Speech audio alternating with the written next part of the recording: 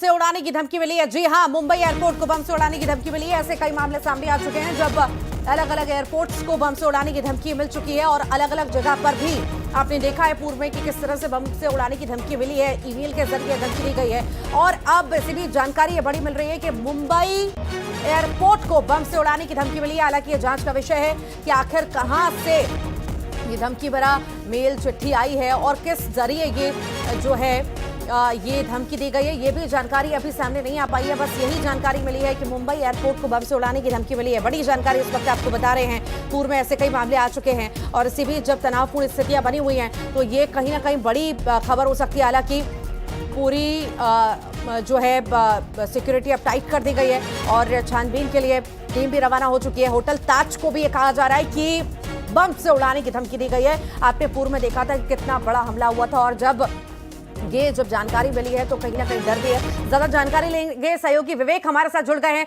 विवेक, Mumbai airport को बम से उड़ाने की धमकी मिली है, शुरुआती जांच पड़ताल में क्या कुछ सामने आ रहा है? देखिए, आपको बताना चाहेंगे कि एक ईमेल आया है जिसमें साफ तौर पे कहा गया है कि मुंबई के जो हवाई अड्डे हैं वहां पर ये हमले हो सकते हैं। जिस ईमेल के बाद अब पुलिस पूरी कोशिश कर रही है कि ये ईमेल कहाँ से आया है, किस आईडी से आया है, उसकी जांच की जा रही है।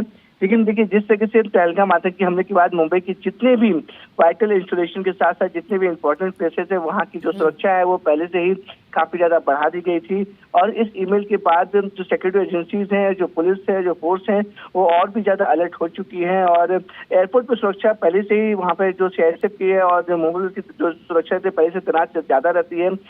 कुछ बड़े होटलों को भी धमकी आई है, उनकी भी सुरक्षा, आसपास जो इलाके है वहाँ पर भी सुरक्षा बढ़ा दी गई है। अब ये पुलिस जांच कर रही है कि जो धमकी वाला ईमेल आया है वो किस आईपी एड्रेस से आया है, किसने भेजा है, उसकी जांच की जा रही है।